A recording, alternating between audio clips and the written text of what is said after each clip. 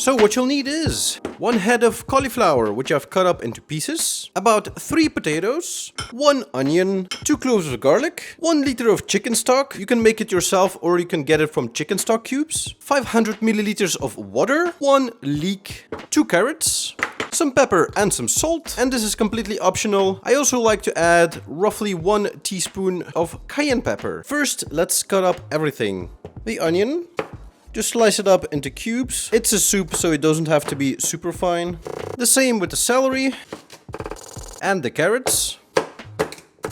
For the potatoes, you can just cut them into 4 pieces. That way they will cook a little bit faster, but it's all up to you. And finally the garlic, I'm just going to cut it in 2 pieces as well.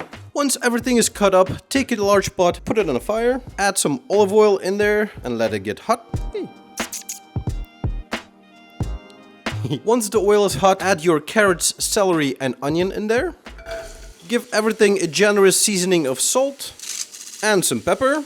Give everything a good stir and let it sweat for about 5 to 10 minutes so the flavors loosen up. After about 5 minutes, add in your garlic, the potatoes and the cauliflower.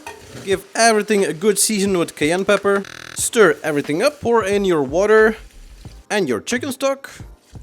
Put a lid on it, bring it to a boil and let it simmer until all of your veggies are nice and soft. Alright, so as you can see, all the veggies are nice and soft. Now it's time to mix everything. Take your soup while it's still hot, take a mixer and mix everything. Somehow I knew it was gonna happen. Alright, there we go.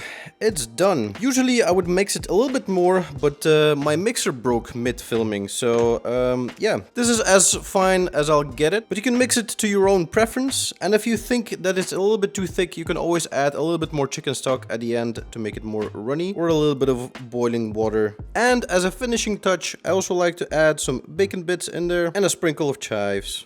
There you go.